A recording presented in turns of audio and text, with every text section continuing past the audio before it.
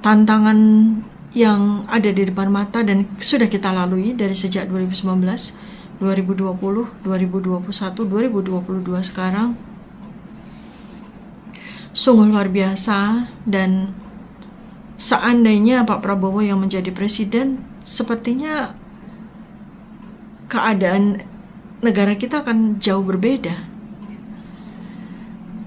Hal pertama yang membuat sebetulnya pada waktu kampanye tahun 2019 itu menarik hati saya, menarik minat saya gitu ya, menarik perhatian saya lah tentang Pak Prabowo waktu itu adalah novel yang beliau selalu sampaikan di berbagai macam kesempatan ya.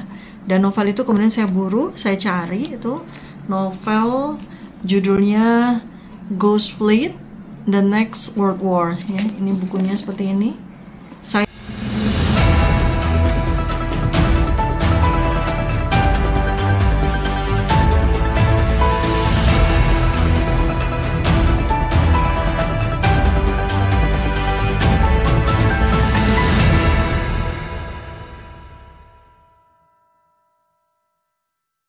mudah-mudahan melalui video ini apa-apa yang ada di dalam pemikiran saya terkait dengan Pak Prabowo Subianto bisa diterima oleh banyak pihak, dan ini adalah suara hati saya ya, sebagai warga negara Indonesia yang di tahun 2019 memutuskan untuk tidak memilih beliau sebagai presiden.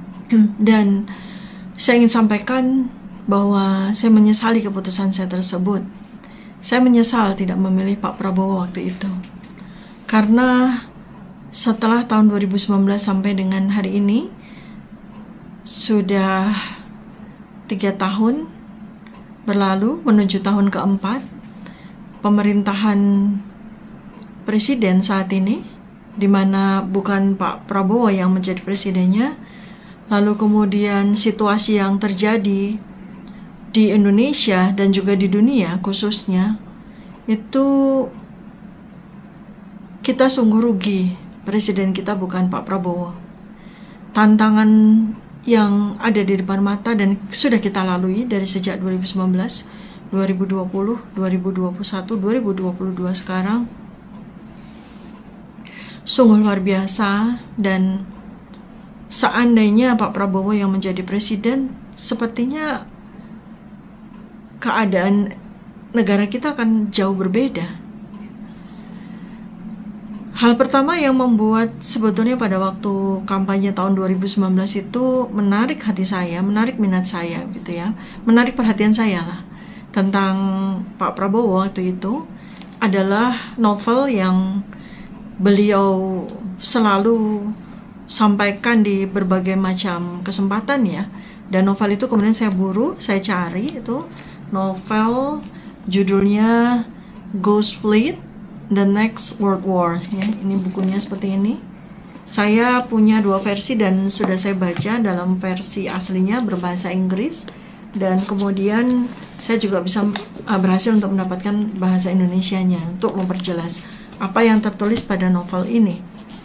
Dan berdasarkan novel ini yang sepertinya ya, kalau saya lihat itu adalah salah satu hal penting yang menjadi motivasi Pak Prabowo untuk sekali lagi, untuk kesekian kalinya mencoba untuk maju menjadi presiden ya.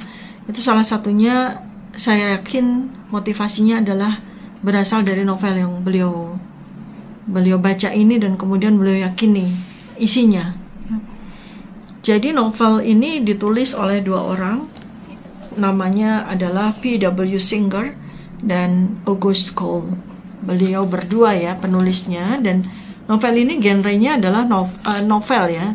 Jadi bukan buku ilmiah, tetapi lebih ke science fiction ya, genrenya begitu. Dan ditulis oleh 2 orang yang merupakan pakar strategi militer dan mantan analis pertahanan ya. 2 orang yang sangat ahli di dalam pertahanan, keamanan, dan peperangan. Dan mereka ini menulis, dan ketika saya membaca, saya kemudian juga jadi muncul ya kekhawatiran yang barangkali mungkin sama dengan yang dipikirkan dan dirasakan oleh Pak Prabowo. Kenapa? Karena di novel ini ya, walaupun ini novel, tapi saya banyak sekali orang-orang yang ahli itu menuliskan apa yang dia ketahui, para pakar menuliskan apa yang dia ketahui itu ada dua opsi. Yang pertama adalah dia menulis artikel-artikel ilmiah dan kemudian dibaca secara oleh masyarakat ilmiah, atau dia menuliskan buku populer semacam novel seperti ini untuk memberikan petunjuk, untuk memberikan gagasan, untuk menuangkan apa yang dia pikirkan itu agar bisa diterima, agar lebih bisa diterima oleh masyarakat, oleh rakyat, oleh penduduk dunia secara luas ya.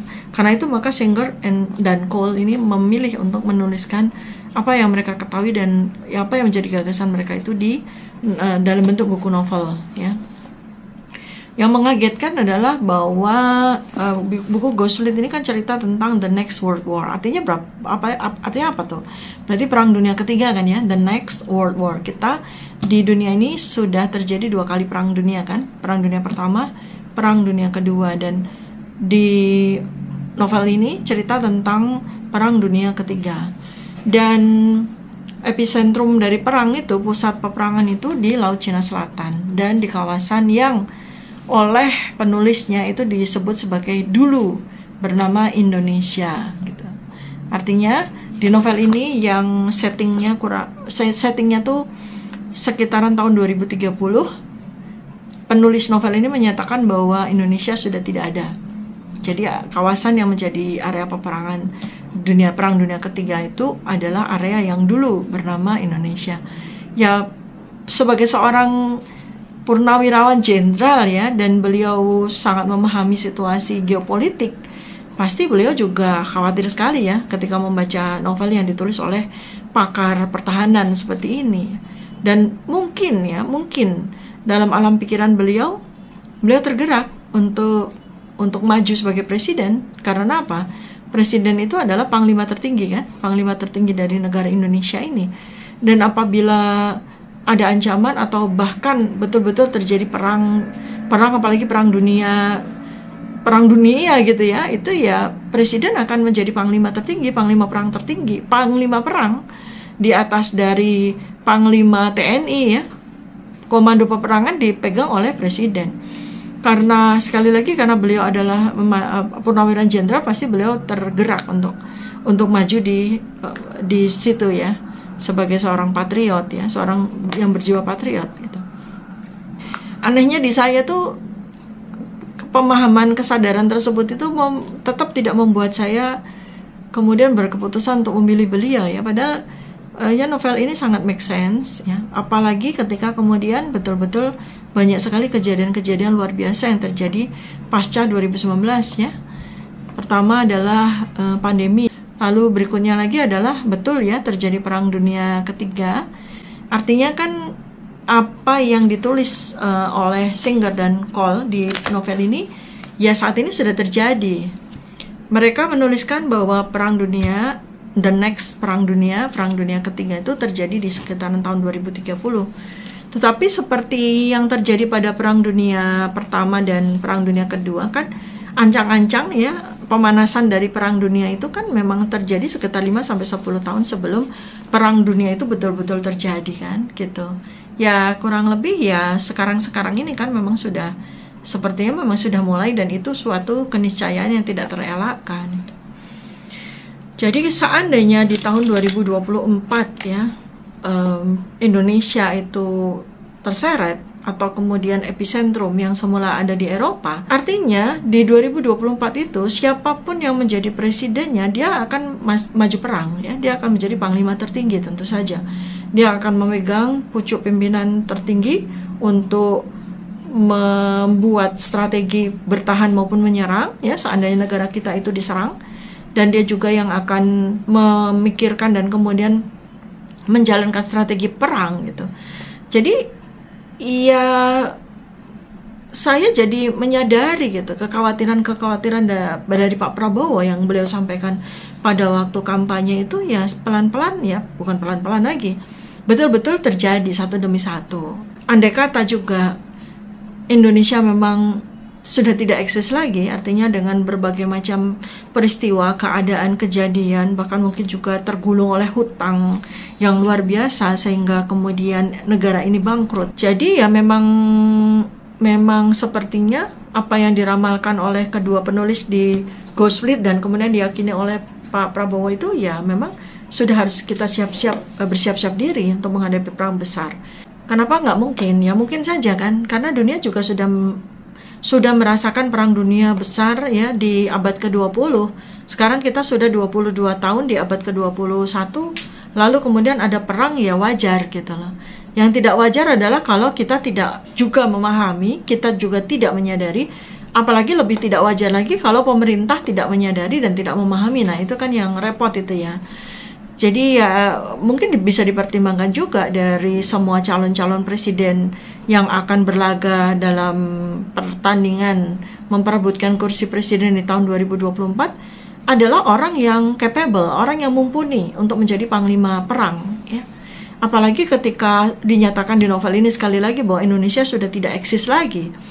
Barangkali mungkin itu juga yang mendorong Pak Prabowo untuk maju pada saat 2019 itu ya. Di tengah-tengah cemoohan, di tengah-tengah cemoohan lah ya gitu. Karena beliau sudah berkali-kali maju kan ya.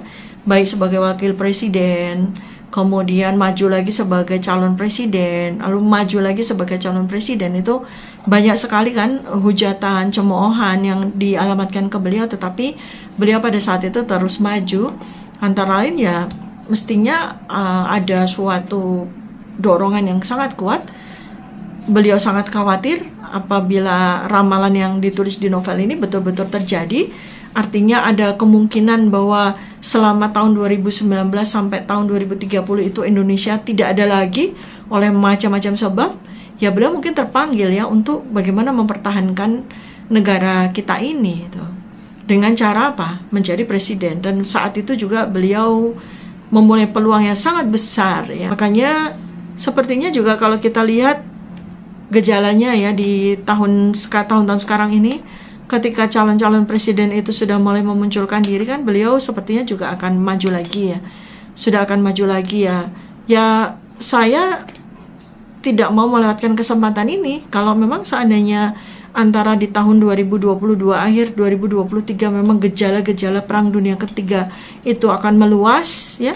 Saya tidak akan ragu untuk memilih Pak Prabowo untuk menjadi panglima tertinggi ya tahun 2024 untuk mempertahankan negara ini, mempertahankan kedaulatan negara ini. Karena kalau betul-betul terjadi artinya perang dunia itu akan ditarik ke selatan, akan ditarik ke wilayah Indonesia.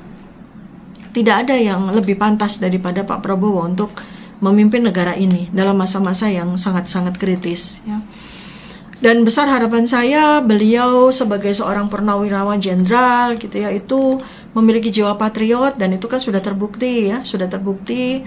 Kemudian beliau juga seorang yang jenius ya, sehingga usia itu menurut saya tidak relevan kita bicara di sini. Sebab yang paling penting pada masa yang sangat kritis, tidak ada yang lebih pantas untuk menjadi panglima tertinggi selain seorang yang memiliki latar belakang militer dan memiliki taraf IQ yang masuk dalam level jenius seperti Pak Prabowo ya. Tidak ada lagi calon yang lebih penting untuk dipikirkan untuk dipilih ya selain beliau gitu. Dan saya masih dini ya, masih dini untuk bicara apakah saya akan mendukung Pak Prabowo kali ini ya, kali ini karena saya melewatkan kesempatan untuk mendukung beliau di tahun 2019 ya. Saya masih wait and see ya. Tapi ini sekali lagi belum keputusan final ya. Masih banyak waktu karena kita juga belum tentu ya Pak Prabowo akan maju kan belum tentu. Naga-naganya sih, gejala-gejalanya udah kelihatan, tapi apakah beliau memang akan maju lagi kan kita belum tahu. Apalagi soal usia. Usia kan di tangan Allah SWT ya. Manusia itu cuma bisa merencanakan. Kita nggak tahu umur kita kan ya gitu. Mudah-mudahan beliau masih berusia panjang sehingga bisa memiliki kesempatan untuk maju di pemilihan presiden tahun 2024 bersama dengan calon-calon yang lain, dan secara fair kita akan bisa melakukan pemilihan atau pendukungan kepada siapapun juga yang sangat layak untuk kita dudukkan sebagai bukan hanya presiden tetapi sebagai panglima tertinggi ya negara Republik Indonesia. Jadi novel saya ingin sekali ya novel Ghost Fleet ini dibaca kembali, terutama oleh para calon-calon presiden ya, untuk juga mengukur kekuatan diri ya.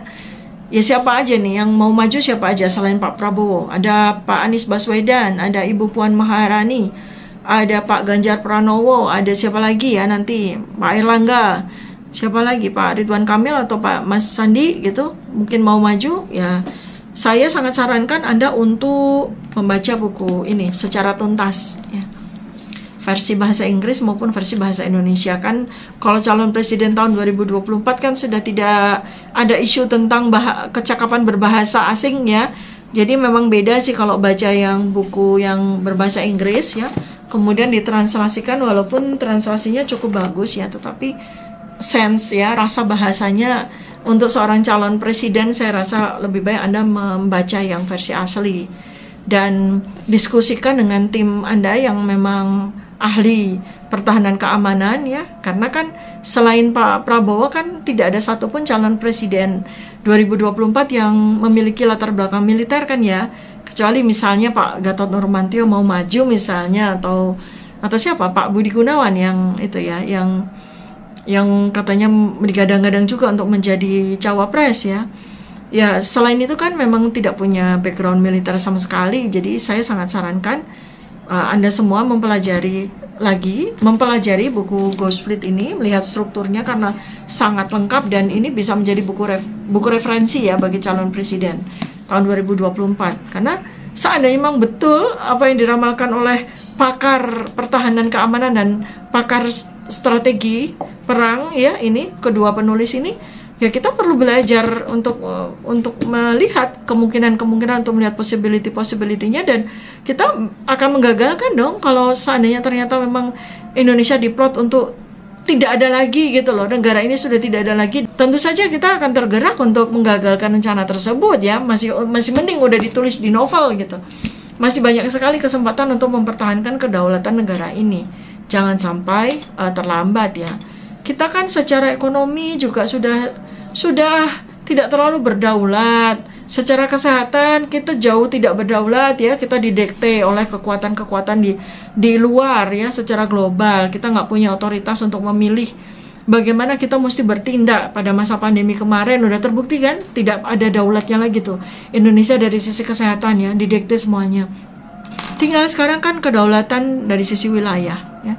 Kedaulatan dari sisi wilayah ini yang sangat-sangat krusial ya. Kalau seandainya kita sudah tidak lagi, Indonesia sudah tidak lagi memiliki kedaulatan wilayah, wah ini kacau ini. Artinya ya disitulah letak di mana kemungkinan Indonesia akan terlikuidasi gitu. Ketika kedaulatan wilayahnya sudah tidak bisa lagi dipertahankan. Perbatasan-perbatasan utama yang lain ya, 3T itu yang terdepan, terpinggir ya, terjauh itu, kita khawatir sekali kalau tidak dijaga ya kita akan kehilangan kedaulatan wilayah. Sebuah negara kalau kedaulatan wilayahnya sudah tidak dia miliki lah, apalagi negara itu tinggal nama aja kan ya, tinggal nama saja ya. Itu yang menjadi PR besar bagi presiden siapapun juga yang akan maju ke tahun 2024 ya. Bagaimana mempertahankan kedaulatan wilayah Indonesia ini, supaya apa yang diramalkan, apa yang ditulis di Ghost Fleet tidak terjadi. Indonesia di novel ini, di buku ini sudah ditulis mantan Indonesia gitu ya. Wah ngeri sekali itu kalau benar-benar terjadi. Dan kapan itu? 2030 ya, Indonesia udah nggak ada gitu. Jadi kan kita pastinya presiden yang akan datang ini memiliki PR besar ya, untuk menjaga agar Indonesia betul-betul tidak seperti yang ditulis oleh kedua penulis ini ya. Bagaimana mempertahankan kedaulatan di tengah-tengah situasi yang kita tuh nggak menguntungkan ya. Kita tersandera oleh berbagai macam kepentingan, terutama secara ekonomi, sehingga kita kemudian dari situ merembet ya, menginfluence persoalan kedaulatan wilayah kita gitu. Nah, mungkin itu juga yang mendasari kenapa kemudian Pak Prabowo menerima tawaran masuk di dalam kabinet menjadi Menteri Pertahanan dan Keamanan, dan itu sangat dibenci oleh mantan pendukungnya, oleh rakyat yang selama ini mendukung beliau. Ya, rakyat yang selama ini mendukung beliau itu kan inginnya tentu saja Pak Prabowo ada di luar gelanggang kabinet gitu ya, tetap ada di luar. Sebab kalau Pak Prabowo ya seperti kemudian mengambil peluang, mengambil amanah untuk menjadi menhan, artinya berada di bawah kabinetnya Presiden Jokowi yang merupakan lawannya beliau, ya, itu artinya beliau melempar handuk putih gitu loh. Ya, dianggap oleh pendukungnya itu melempar handuk putih, dianggap berkhianat gitu oleh pendukungnya, dianggap berkhianat, dianggap sudah menyerah, ya, sudah diketekin lah sama Pak Jokowi gitu kan, dan sudah menjadi bagian dari Pak Jokowi gitu kan, sudah menjadi bagian dari presiden karena masuk dalam kabinet. Tetapi saya ingin menyampaikan sudut pandang yang lain ya, perspektif yang lain gitu. Jadi saya berpikir seandainya beliau memang terobsesi dengan isi dari buku ini, dan beliau juga meyakini bahwa ini adalah ancaman luar biasa besar terhadap Indonesia, maka satu-satunya jalan supaya beliau tetap berkontribusi, supaya tetap beliau walaupun sungguh pun tidak menjadi presiden, tetapi beliau tetap memiliki andil yang sangat besar untuk mempertahankan Indonesia supaya tidak terlukudasi seperti kata dari penulis buku ini, ya satu-satunya hal yang paling pas untuk beliau jalankan ya selama 5 tahun dari 2019 sampai 2024 ya menjadi Menteri Pertahanan ya. Apalagi kalau menjadi Panglima kan nggak mungkin karena beliau sudah purnawirawan. Apalagi yang sangat mungkin buat beliau untuk menggagalkan ramalan bahwa Indonesia akan hilang secara kedaulatan wilayah gitu, ya menjadi Menteri Pertahanan ya gitu loh. Jadi itu yang saya rasa ya, saya sendiri belum pernah bertemu muka sama sekali dengan Pak Prabowo. Saya hanya mereka merekonstruksi apa yang beliau pikirkan, yang ada dalam benak pikiran beliau itu saya coba rekonstruksi gitu.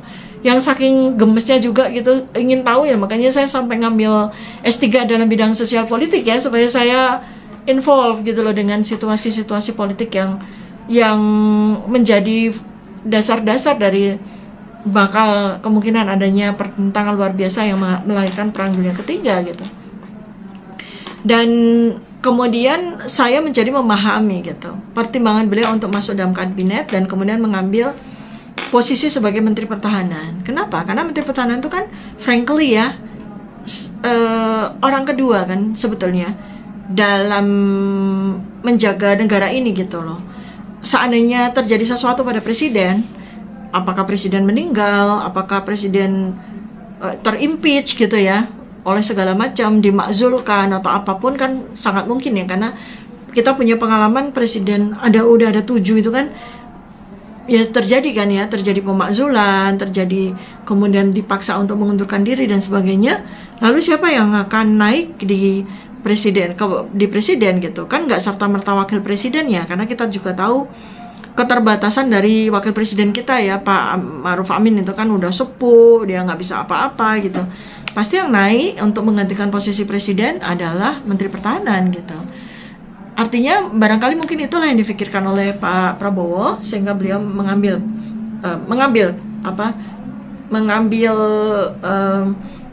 challenge dari Pak Jokowi di menjadi Menteri Pertahanan. Dan saya secara faktual juga kan Menteri Pertahanan itu udah memiliki kurang lebih kekuasaan itu sebanyak 50% dari kabinet gitu loh.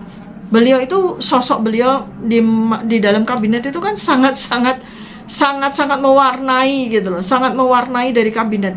Seakan-akan juga presiden nggak bisa main-main juga, ada Pak Prabowo di situ, dan itu terasakan sekali gitu loh, terasakan sekali marwahnya beliau, auranya beliau, ya kewibawaannya beliau. Walaupun saya lihat beliau itu kan sepertinya orangnya pendiam ya gitu kan, tidak banyak bicara gitu kan, tidak banyak juga melakukan apa-apa yang kemudian menjadi viral atau mengagetkan orang ya. Beliau mengambil sikap ketika mau ambil, dan ini juga suatu sikap yang menurut saya itu selain sikap patriotik juga sikap yang layak untuk diteladani ya. Ketika beliau kemudian mau untuk masuk ke kabinet, artinya mau jadi anak buahnya Pak Jokowi ya, selain beliau juga selalu siap untuk menjalankan perintah apapun dari bosnya, walaupun perintah itu tidak relevan gitu ya, sangat gak inline dengan apa sesungguhnya tupoksi dari seorang Menteri Pertahanan ya. Saya juga tercengang ya ketika tahun 2020 itu September beliau ditunjuk oleh Pak Jokowi untuk menjadi koordinator food estate dengan penanaman komoditas utama di food estate itu adalah singkong ya. Itu saya tercengang gitu. Tercengangnya, dan beliau menerima tugas itu gitu, menerima tugas itu tanpa protes dan sebagainya gitu ya. Saya tuh tercengang. Tercengangnya adalah saya melihat betapa beliau itu betul menunjukkan jiwa patriot ya dan loyalitas, karena beliau mau loh mengambil tugas yang sangat jauh dari tugasnya sebagai seorang Menteri Pertahanan gitu ya. Sampai saya pikir ya, waktu food estate dicanangkan, kemudian Presiden memerintahkan untuk menanam singkong gitu. Karena lahannya itu tidak tepat untuk dijadikan sebagai lahan food estate ya. Kedua, komoditasnya gitu, singkong gitu ya. Jadi, dan dari awal saja sudah terlihat potensi kegagalannya itu sangat besar. Tapi apa yang terjadi ya selama dari 2020 sampai 2022, walaupun ya kita tahu bahkan ada yang protes terkait dengan lahan yang dipakai di Kalimantan Tengah tersebut, kemudian juga banyak NGO lingkungan yang memotret bahwa sampai dengan hari ini tuh belum ada satupun food estate yang terjadi, lalu terbengkalai ya, pokok-pokok calon-calon pohon singkong itu sama sekali tidak bisa ditanami di sana, kemudian malah berisiko untuk merusak lingkungan ya. Kemudian juga sampai dengan tahun ini kan berarti udah masuk 2 tahun ya, ke tahun 2020 nggak kelihatan sama sekali bakal akan berhasil ya. Tapi di acara G20 barusan ya, di bulan November kemarin barusan di G20, Pak Prabowo menjadi pembicara di salah satu acara tersebut. Beliau dengan berapi-api, dengan bersemangat masih berpromosi tentang singkong ya gitu. Saya ya beliau kan orang jenius, beliau jenderal, beliau luar biasa. Tetapi beliau bukan ahli nutrisi gitu ya. Beliau bukan ahli komoditas ya. Saya khawatir aja gitu. Khawatir bahwa beliau itu mempertahankan sesuatu yang katakanlah justru disingkirkan dari tupoksi asli dan sibuk memikirkan tentang bagaimana caranya agar singkong itu akhirnya berhasil, dan malah mengabaikan hal-hal penting yang sekarang ini sudah di depan mata seorang Menteri Pertahanan gitu ya. Itu pertahanan wilayah Indonesia yang ya seperti yang waktu itu beliau baca sendiri di Go Split ya. Jadi beliau dikasih mainan untuk mengalihkan perhatian.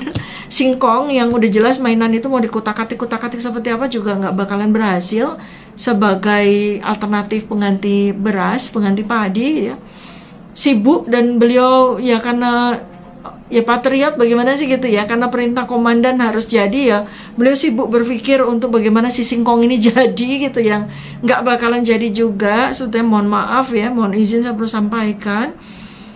Dan kemudian malah jadi tidak fokus dengan apa yang seharusnya ini ancaman-ancaman yang terjadi di Indonesia gitu.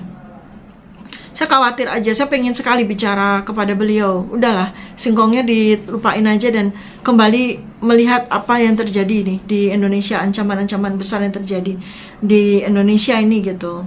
Apalagi juga ketika pencanangan food estate itu setelahnya itu kan Presiden sendiri tuh seperti nggak serius juga gitu loh dengan apa sih yang mau ditanam gitu ya. Karena 1 bulan setelah pencanangan singkong sebagai komoditas food estate di Kalimantan, beliau pindah ke kedelai kan. Presidennya pindah ke kedelai, lalu sebentar kemudian pindah ke jagung, sebentar kemudian pindah ke sorghum gitu. Tampak sekali tidak ada ahli atau tidak ada orang yang mendampingi dan memberikan pengetahuan kepada beliau akan komoditas yang seharusnya dipikirkan untuk menjadi itu ya, alternatif besar yang besar kemungkinan berhasil di Indonesia gitu. Sayang sekali sebetulnya.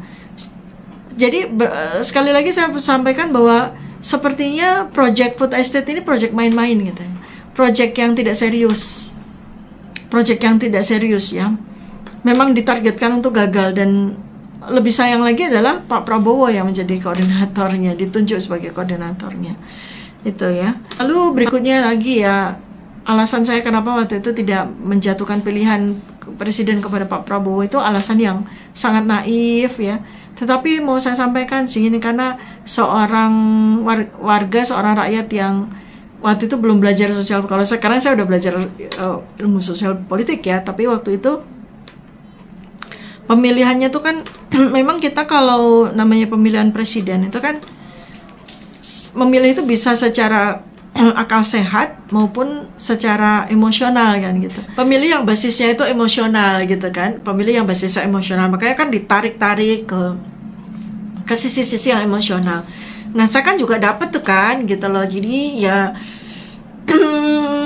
presiden yang ideal menurut saya secara naif itu kan yang memiliki keluarga yang utuh gitu kan, yang tampak harmonis gitu kan, seperti itu. Sedangkan beliau kan tidak ya.